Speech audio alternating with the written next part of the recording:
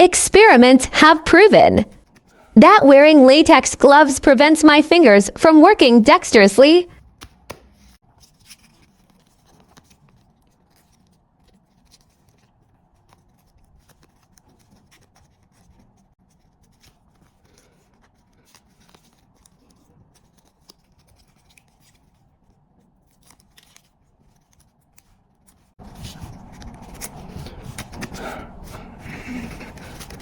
Over time, there's also an unpleasant, strange odor.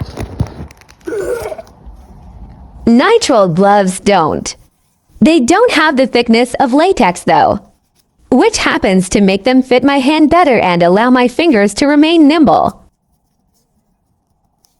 Not only that, it doesn't care how long you work. It doesn't give off a bad odor.